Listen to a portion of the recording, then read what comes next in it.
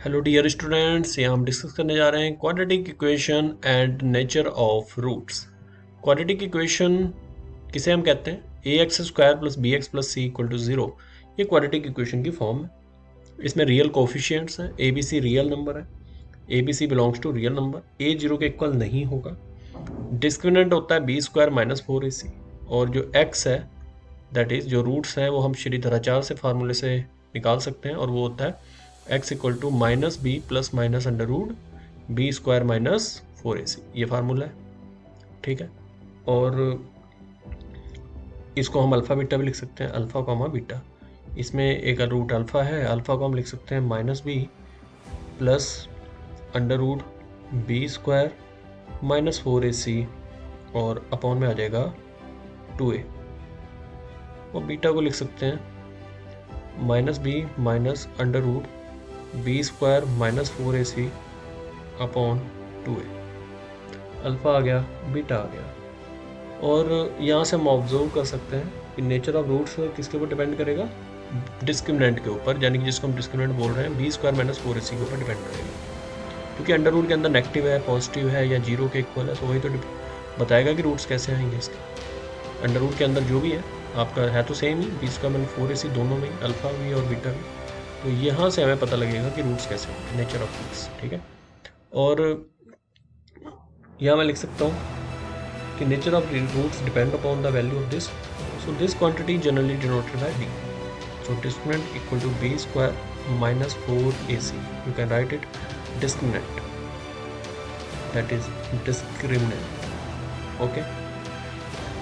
और डिस्क्रिमिनेंट आपका greater than zero है, लेस देन जीरो है, या फिर इक्वल टू जीरो है, इसके अलावा तो कोई पॉसिबिलिटी नहीं है, ठीक है। या फिर हम यहाँ लिख सकते हैं कि दो केस बनाता हूँ मैं डिस्क्रिमिनेंट के, इस तरीके से ध्यान से देखिएगा।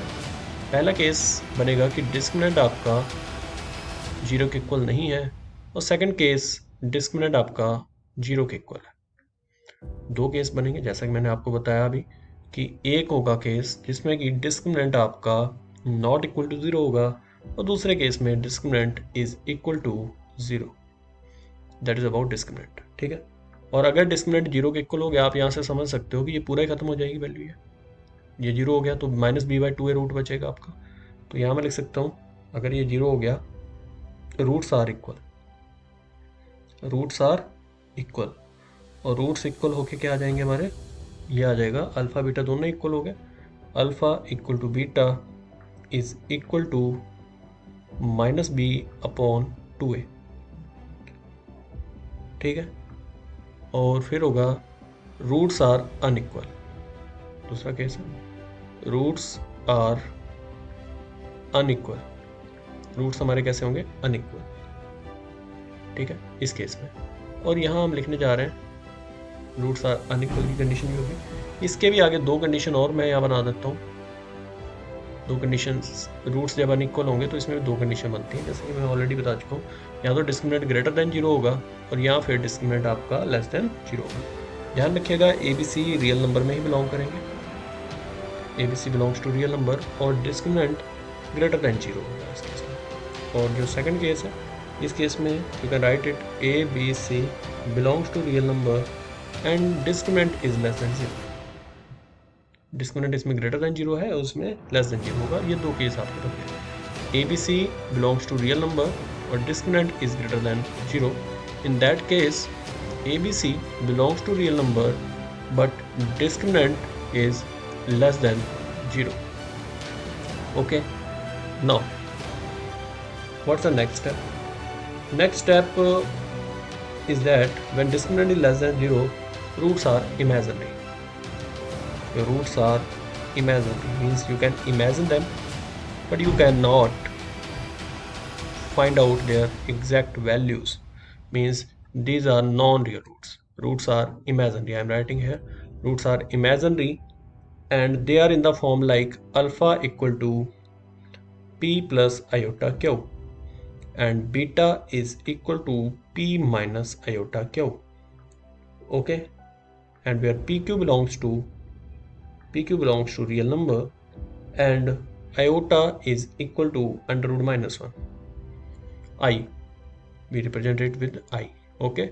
So roots are imaginary, and that is the condition of that. Okay, next. Now I am going to divide it into two parts. That one. In first part, I am writing here. In first part, I am writing here. ABC belongs to Q. ABC belongs to Q. Q means rational number, and D is a perfect square. And D is a perfect square.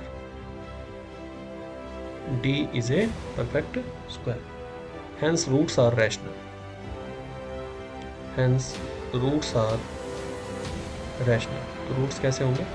Rational number होंगे. Rational लिख सकता हूँ, only rational लिख सकता हूँ, या rational number लिख सकता हूँ. रूट्स हमारे रैशनल नंबर की फॉर्म में होंगे. और ऐसा क्यों होगा? तो देखिए, अगर परफेक्ट स्क्वायर आ गया तो आप यहीं से सोच सकते हो. That is very simple thing here. If that is a perfect square means discriminant is a perfect square, तो अंडर रूट के अंदर हमें इजीली सॉल्व कर सकते हैं. अंडर रूट 49 की वैल्यू हमें इजीली 7 लिख सकते हैं. अंडर रूट 36 की वैल्यू हम इजीली 6 लिख सकते हैं. और ए बी यहाँ मैं ऑलरेडी लिख चुका हूँ कि रैशनल नंबर है. रैशनल नंबर ऐड होंगे, रैशनल नंबर से ही डिवाइड होगा, तो रैशनल नंबर ही आएगा. ठीक है. एंड नेक्स्ट दूसरा, इसी में हम पार्ट लिखने जा रहे हैं. इसमें क्या होगा? A B C to Q में बिलोंग करेगा. ABC belongs to Q and D is not a perfect square. D is not a perfect square. D एक perfect square नहीं है. D is not a perfect square. Hence roots are irrational. Hence मैं यहाँ लिख सकता हूँ, या इस केस में hence roots are irrational. D जब perfect square नहीं आएगा तो roots हमारे हो जाएंगे irrational. Hence roots are irrational number. या सिर्फ मैं irrational लिख सकता हूँ. ठीक है. नेक्स्ट, तो ये इसका पार्ट हो गया. इसी के साथ में है, इसको मैं एक बॉक्स में भी बंद कर सकता हूँ इस तरीके से. ठीक, इस तरीके से. और ये भी अगर आप बॉक्स में पुट करना चाहते हो, इस तरीके से एक रेक्टेंगुलर बॉक्स में पुट कर सकते हो. दोनों पार्ट्स हो गए. अब इसी दोनों पार्ट्स में भी फिर मैं आगे एक और इसी का सिंपल एक पर्टिकुलर आप कह सकते हो केस ले सकता हूँ. When A is equal to 1, B, C both belongs to Z. What do you mean by Z here? Z is integer or not? Rational number का एक पर्टिकुलर केस है जब हम इंटीजर फॉर्म ले लेते हैं, और ये इंटीजर है. And D is a perfect square. D एक perfect square है. D is a perfect square. I can write here D is a perfect square. Hence जो रूट्स होंगे वो रैशनल नहीं होंगे इस बार में. Roots are integral. तो रूट्स इंटीग्रल की फॉर्म में, integral value roots are integral. So that's the case है. इसी का पर्टिकुलर केस है. तो इस तरीके से हमने सभी डिफाइन कर दिए. डिस्क्रिमिनेंट जब इक्वल टू 0 होगा कौन कौन से केसेस बन सकते हैं. अब इसी के अंदर मैं कुछ पॉइंट्स यहाँ मेंशन करने जा रहा हूँ. पहला पॉइंट है कि अगर A B C belongs to Q, Q rational number, और बी स्क्वायर माइनस 4 इसी डिस्क्रिमिनेंट बी पॉजिटिव हो, ऐसा be positive but not a perfect square. लेकिन एक परफेक्ट स्क्वायर ना हो, but not a perfect square. लेकिन अगर एक परफेक्ट स्क्वायर नहीं है, ठीक है, देन रूट्स आर इररेशनल. तो रूट्स कैसे होंगे? इररेशनल होंगे. मैं लिख सकता हूँ then the roots are irrational. Roots हमारे इररेशनल नंबर होंगे.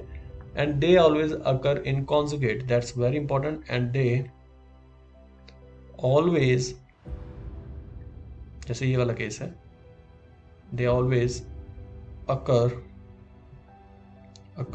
in perfect square. Oh sorry, they always occur in conjugate pair. like मैं लिख भी सकता हूँ conjugate pair, like जैसे 2 + √3 हो गया, 2 - √3 हो गया. ठीक है. और दूसरा यहाँ मैं लिख सकता हूँ however if a b c belongs to यहाँ are irrational number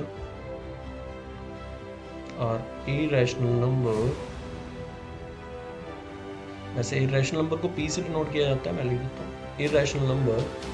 अगर ये irrational नंबर है, अगर if abc belongs to p, ठीक है, अगर abc belongs to p irrational number और b स्क्वायर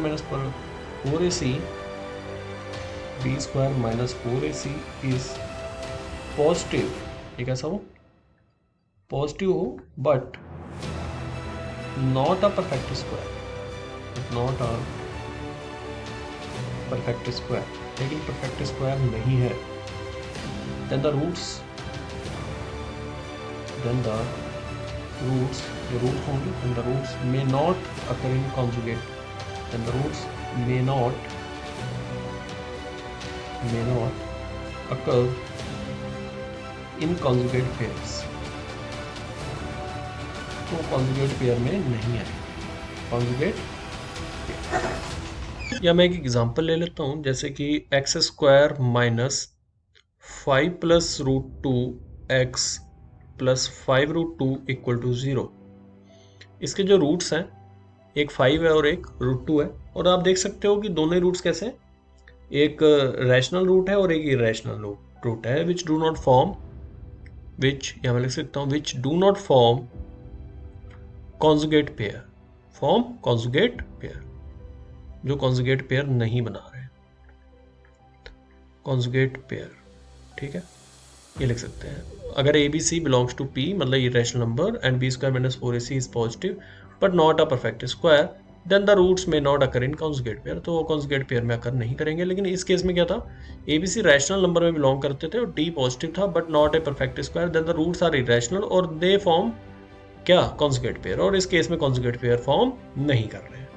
पॉइंट क्लियर है, ठीक है जी। तो ये भी हमने पॉइंट यहाँ क्लियर कर दिया। दूसरा, अगर डिस्क्रिमिनेंट लेस देन 0 है, if B square minus 4ac is less than 0, then roots of equation are complex. ये तो ऑलरेडी पता है कि रूट्स कॉम्प्लेक्स नंबर की फॉर्म में होंगे, आयोटा की फॉर्म में होंगे, और अगर A B C real number है, if A B C belongs to real number, then क्या मैं लिख सकता हूँ, complex roots occur in conjugate pair. तो कॉम्प्लेक्स रूट होंगे वो भी किस फॉर्म में होंगे, conjugate pair, occur in conjugate pair such as of the form कौन सी फॉर्म में होगी, फॉर्म होगी हमारी p plus iota q, p minus iota q, if all the coefficients, अगर सारे ही coefficient, if all the coefficients are not real, ये अगर रियल नहीं है, are not real, then complex root may not be conjugate। जो complex root होंगे तो हो भी सकते हैं, may not be, ये 100% ये नहीं है कि कॉन्जुगेट ही होंगे, अगर उनके कोफिशिएंट कैसे हैं, कॉम्प्लेक्स हैं, ठीक है। अगर एबीसी रियल नंबर है तो कॉन्जुगेट में होंगे, ठीक है जी। तो दो केस हमने और ले लिए यहाँ, ठीक है। तो ये हमने अभी आपको समझाया क्वाड्रेटिक इक्वेशन और नेचर ऑफ रूट्स, ठीक है। उम्मीद है जी क्वेश्चन समझाया होगा। Thank you.